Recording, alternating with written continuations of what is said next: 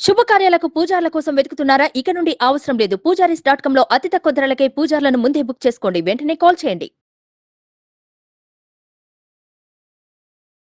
నమస్తే, welcome to Suman TV. ఈ రోజు మనతో పాటు ఉన్నారు ప్రముఖ జ్యోతిష్యులు బ్రహ్మశ్రీ నందిబట్ల శ్రీహరి శర్మ గారు, కాశీలో శ్రీ కామాక్షి నిత్య అన్నదాన ఆశ్రమ నిర్వాహకులు. గురుగారితో మాట్లాడదాం. నమస్కారం గురుగారు. వాగర్థావివ సంపృక్తౌ వాగర్థ ప్రతిపత్తయే జగతః పితరౌ వందే పార్వతీ పరమేశ్వరౌ.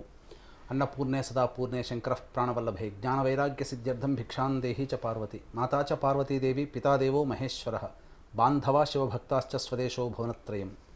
సదాశివసమారంభాం శంకరాచార్య మధ్యమాం అస్మదాచార్యపర్యంతం వందే గురుపరంపరాం. ఆదిత్యాయ చ సోమాయ మంగళాయ బుధాయ చ గురుశుక్రశనిభ్యశ్చ రాహవే కేతవే నమః. శృంగేరి జగద్గురు పీఠాధిపతులు శ్రీ శ్రీ శ్రీ భారతీ తీర్థ మహాస్వాముల వారికి, శ్రీ శ్రీ శ్రీ విధుశేఖర భారతీ తీర్థ మహాస్వాముల వారికి, కంచికామకోటి పీఠాధిపతులు శ్రీ శ్రీ శ్రీ విజేంద్ర సరస్వతి మహాస్వాముల వారికి ప్రణామములు తెలియజేసుకుంటూ కార్యక్రమాన్ని ప్రారంభిద్దాం. ద్వాదశ రాశిలో చివరి రాశి అయిన మీన రాశి వాళ్ళకి ఈ సంవత్సరం అంతా కూడా ఏ విధంగా ఉండబోతుందో గురుగారు తెలియజేయండి. ముందుగా వీక్షించేటువంటి ప్రేక్షకులకి ఆంగ్ల నూతన సంవత్సర శుభాకాంక్షలు తెలియజేసుకుంటూ 2024 సంవత్సరంలో మీనరాశి వారికి ఎటువంటి శుభ ఫలితాలు కలుగుతాయి, అశుభ ఫలితాలు కలుగుతాయి అనేటువంటి విషయాన్ని క్లుప్తంగా తెలియజేసుకుందాం. ఇక వీక్షించేటువంటి ప్రేక్షకులకు ఒక సందేహం కూడా ఉంటుంది. ప్రధానంగా రాశి ఫలితాలు అన్నప్పుడు ఉగాది టు ఉగాది కదా, మరి జనవరి 1వ తారీఖు నుంచి చెప్పుకునే సాంప్రదాయం మనకు లేదు కదా అని అంటుంటారు. ఇక్కడ ధర్మశాస్త్రం ఏం చెప్పబడిందంటే, ప్రపంచమంతా ఒక విషయమై ఒకే అభిప్రాయానికి వచ్చినప్పుడు అది కూడా శాస్త్ర సమ్మతమే. కాబట్టి ప్రపంచమంతా కూడాను నూతన ఆంగ్ల సంవత్సరంగా జనవరి 1వ తారీఖు నుంచి లెక్క పెట్టుకుంటుంది. కాబట్టి మనము కూడా ఈ సంబంధించినటువంటి గ్రహాల యొక్క స్థితిగతులని అంచనా వేసుకుంటూ జనవరి 1 నుంచి డిసెంబర్ 31వ తారీఖు వరకు ఉన్నటువంటి గ్రహాల యొక్క సంచారాన్ని అనుసరించి మనం ఈ సంబంధించినటువంటి రాశి ఫలితాలు మనం చెప్పుకుంటున్నాం. కాబట్టి దీన్ని ఆ విధంగానే ఆంగ్ల సంవత్సరం ఫలితాలుగానే మనం భావిస్తూ మనం తెలియజేసుకుందాం. ముందుగా గమనించుకున్నట్లయితే ప్రధానంగా నవగ్రహాల్లో అత్యంత దీర్ఘకాలిక గ్రహాలు గురువు, శని, రాహువు, కేతువు. గురువు ఒక్కొక్క రాశిలో ఒక్కొక్క సంచారం, శని 2.5 సంవత్సరాల పాటు ఒక్కొక్క రాశిలో సంచారం జరుగుతూ 1.5 సంవత్సరాలు ఒక్కొక్క రాశిలో రాహుకేతుల సంచారం జరుగుతున్నటువంటి కారణం చేత ప్రధానంగా ఈ 2024 సంవత్సరానికి సంబంధించినటువంటి పూర్తి టైంని మనం 3 టైమ్ జోన్స్గా మనం పెట్టుకున్నట్లయితే ప్రధానంగా 1వ తారీఖు జనవరి నుంచి 2 మే వరకు కూడాను గురువు మేషరాశిలో సంచారం, అలాగే 2 మే నుంచి డిసెంబర్ మొత్తం వరకు కూడాను గురువు వృషభ రాశిలో సంచారం, శని కుంభరాశిలో సంవత్సరం అంతా కూడా సంచారం, రాహుకేతులు మీన కన్యా రాశుల్లో ఈ సంవత్సరం అంతా సంచారం జరుగుతున్నటువంటి కారణం చేత మీనరాశి వారికి ప్రధానంగా కొంత శుభ అశుభ ఫలితాలు పొందేటువంటి అవకాశాలు ఎక్కువగా ఉన్నాయని చెప్పవచ్చు. ఇక గమనించుకున్నట్లయితే ప్రధానంగా ఈ మీనరాశి వారికి ఏలినాటి శని ప్రభావం ప్రారంభమైంది. కాబట్టి ఈ ఏలినాటి శని ప్రభావం వలన కొన్ని ప్రయత్నాల్లో ఆటంకాలు అనేటువంటివి సహజంగానే ఉంటాయి. అయితే ఎప్పటి వరకు ఉంటాయి? జీవితం అంతా, సంవత్సరం అంతా అలా విధంగా ఉంటుందనంటే ఆ విధంగా ఉండదండి.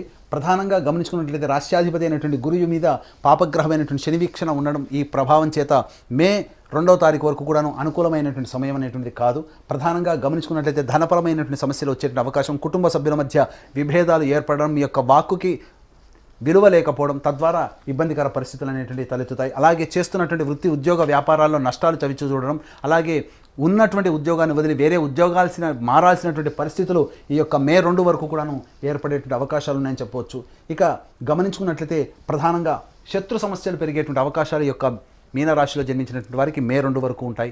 న్యాయవాద కోర్టు సంబంధించినటువంటి విషయాల్లో మీకు అనుకూలంగా తీర్పు రాకపోవడం, కాబట్టి కాంప్రమైజ్ అయ్యేటువంటి ధోరణి ఏదైతే ఉంటుందో మే 2 తర్వాత పెట్టుకునే ప్రయత్నాలు చేయండి. ఖచ్చితంగా మీకు అనుకూలమైనటువంటి తీర్పు లభిస్తుందని చెప్పవచ్చు. ఇక గమనించుకున్నట్లయితే ప్రధానంగా మీనరాశి వారికి విదేశీ విద్య, విదేశీయానానికి సంబంధించిన చేయ ప్రయత్నాలన్నీ కూడాను ఇబ్బందికరంగా మారుతాయి మే 2వ తారీఖు వరకు.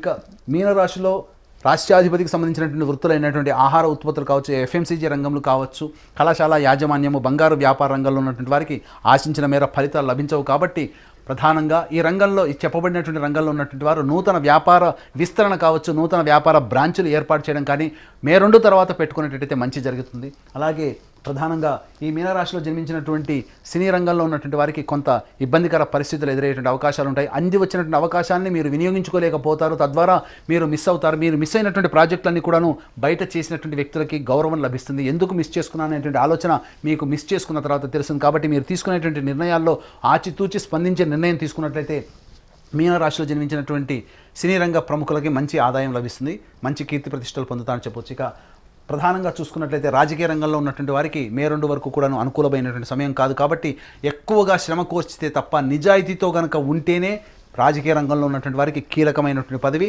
ఈ మే 2 లోపల లభిస్తుంది. కాబట్టి నిజాయితీతో ఉండండి, చక్కటి పదవి మీకు లభిస్తుంది ఈ మీనరాశిలో జన్మించినటువంటి పొలిటికల్ లీడర్స్కి. ఇక గమనించుకున్నట్లయితే ప్రధానంగా ఎప్పుడు కూడా ఈ విధంగా కష్టాలు నష్టాలు అంటారా, ఎప్పుడు కూడాను కష్ట నష్టాలు ఉండవు. పగలు ఉంటుంది, రాత్రి ఉంటుంది. అయితే అనుకూలమైనటువంటి సమయం అంతా కూడాను మే 2 తర్వాత ప్రారంభమవుతుంది. మీనరాశికి తృతీయ స్థానంలో గురు సంచారం వృషభ రాశిలోకి సంచారం జరుగుతుండడం, ఈ కారణం చేత శని ప్రభావం నుంచి గురువు విడిపడిపోవడం, తద్వారా మొక్కవోని ఆత్మధైర్యంతో మీరు ముందడుగు వేస్తారు.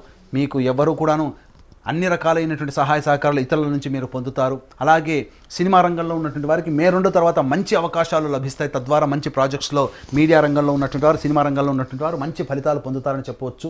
ఇక గమనించుకున్నట్లయితే ప్రధానంగా ఈ సంబంధించినటువంటి మీనరాశి వారికి వివాహ సంబంధమైనటువంటి విషయాలు ఏవైతే ఉంటాయో మే 2 తర్వాత మీరు చేసేటువంటి ప్రయత్నాల్లో మీకు కొలిక్కి వచ్చి మీకు జీవిత భాగస్వామి లభించే అవకాశం ఎక్కువగా ఉంటుంది. అలాగే మే 2 వరకు ఇబ్బంది పడుతున్నటువంటి భాగస్వాముల మధ్య విభేదాలు కావచ్చు, జీవిత భాగస్వామి మధ్య విభేదాలు కావచ్చు, అవన్నీ కూడాను తొలగిపోయి చక్కటి ఆనందకరమైనటువంటి జీవితాన్ని మీ జీవిత భాగస్వామితో, చక్కటి వ్యాపారాన్ని మీ యొక్క వ్యాపార భాగస్వామితో మీరు పొందుపరుచుకుంటారు. తద్వారా మీరు జీవితాంతం కూడా గుర్తుండిపోయే విధంగా ఈ 2024 మీకు ఉంటుందని చెప్పడంలో సందేహం లేదు.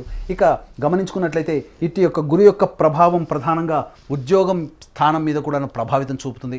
అనుకున్నటువంటి ఉద్యోగం మే 2 లోపల మీరు పొందకపోయినా మంచి ఉద్యోగంలో స్థిరపడతారు. కాబట్టి ఉద్యోగ బదిలీలు కావచ్చు, నూతన ఉద్యోగాన్ని ప్రారంభించాలి అనుకునే మీనరాశి వాళ్ళు మే 2 తర్వాత ప్రయత్నాలు చేయండి, తప్పకుండా మంచి ఫలితాలు పొందుతారు. ఇక అంది వచ్చినటువంటి అవకాశాలని అందిపుచ్చుకునే విధంగా మీరు ఎన్ని పుచ్చుకున్నప్పటికీ కూడా ప్రధానంగా కాలం కలిసి రావాలి కదా, ఆ కాలం మీకు డిసెంబర్ లోపల మీకు కలుగబోతుంది. 21 అక్టోబర్ నుంచి 31 డిసెంబర్ వరకు ఉన్నటువంటి కాలము అనుకూలమైనటువంటి కాలం. సర్వ విధాలుగా మీనరాశిలో జన్మించినటువంటి వారికి సంపూర్ణమైనటువంటి యోగ్యత కలుగుతుంది. మీ యొక్క సంతానం అభివృద్ధిలోకి రావడం మీరు ఆనందించేటువంటి విషయంగా చెప్పవచ్చు. అలాగే ఆరోగ్యంతో ఇబ్బంది పడేటువంటి వాళ్ళకి ఆరోగ్య సంబంధించినటువంటి ఇబ్బందులు తొలగిపోయి ఆనందకరంగా జీవితాన్ని పొందేటువంటి అవకాశం ఉంటుంది. మంచి వైద్యుడు కానీ మంచి మందు కానీ మీకు 21 అక్టోబర్ నుంచి డిసెంబర్ లోపల మీకు అందుబాటులోకి వస్తుంది. తద్వారా మీరు అనుభవిస్తున్నటువంటి రోగాలకి చెక్ పెట్టేటువంటి అవకాశం డిసెంబర్ 31 లోపల, అనగా 21 అక్టోబర్ నుంచి డిసెంబర్ 31 లోపల కలుగుతుందని చెప్పవచ్చు. ఇక గమనించుకున్నట్లయితే ఈ మీనరాశి వారికి ఎన్ని ఇబ్బందులు లేనప్పటికీ కూడాను రాహుగ్రహ ప్రభావం చేత అమితమైనటువంటి ఆత్మవిశ్వాసంతో ముందడుగు వేస్తారు. అదే మీ యొక్క ఆయుధంగా మీరు ఉపయోగించుకోండి. తద్వారా మీ ఆత్మవిశ్వాసాన్ని ఎక్కడా కోల్పోకుండా మీరు కనుక ప్రయత్నం చేసినట్లయితే చక్కటి జీవితాన్ని మీరు పొందుతారని చెప్పవచ్చు. మే 2 వరకు కూడాను ప్రధానంగా అనుకూలమైనటువంటి సమయం కాని కారణం చేత గొప్ప గొప్ప ప్రయత్నాలు చేపట్టకుండా ఉండడమే చాలా మంచిది. మే 2 తర్వాత మీరు చేసేటువంటి ప్రయత్నాల్లో గురు అనుగ్రహము, అటు సంబంధించినటువంటి యోగ్యత మీకు కలగడం చాలా ఆనందదాయకంగా ఉంటుంది.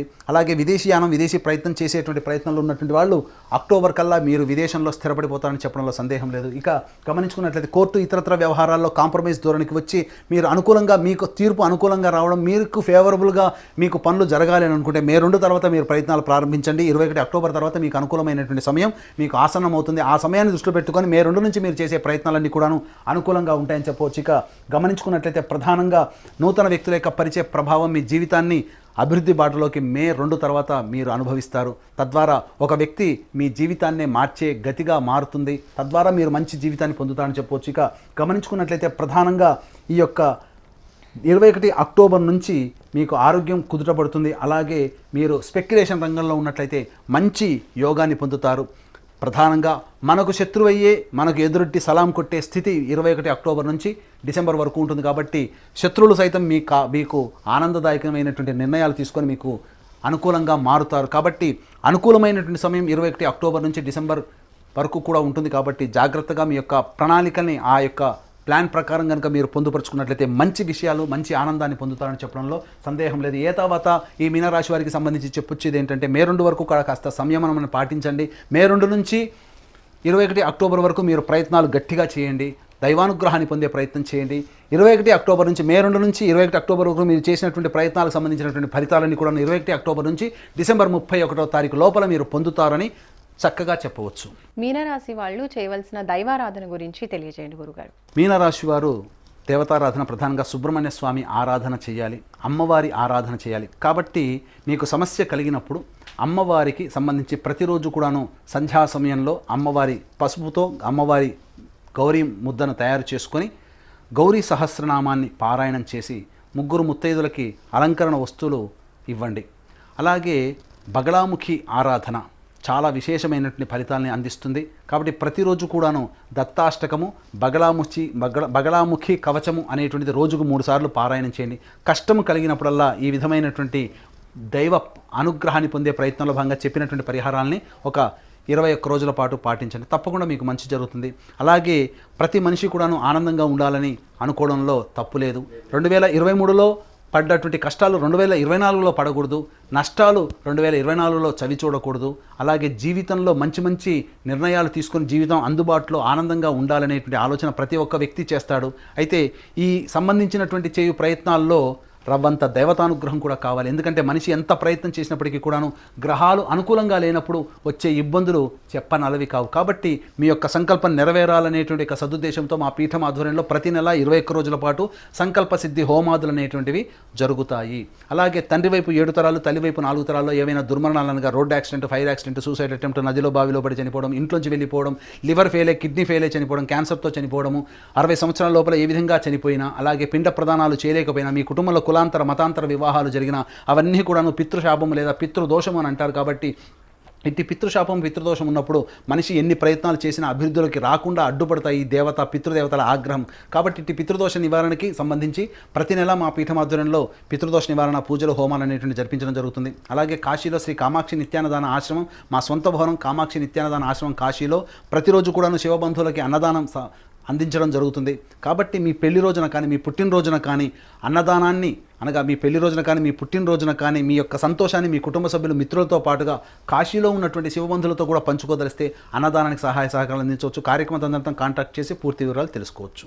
ఇంకా మీనరాశి వారికి అదృష్ట సంఖ్య, అదృష్ట వారం ఏంటో తెలియజేయండి గురుగారు. మీనరాశి వారికి అదృష్ట సంఖ్య 9, 1. అదృష్ట వారము ఆదివారము, గురువారము. ధన్యవాదాలు గురుగారు. సర్వం శ్రీ ఉమామహేశ్వర పరబ్రహ్మార్పణమస్తు.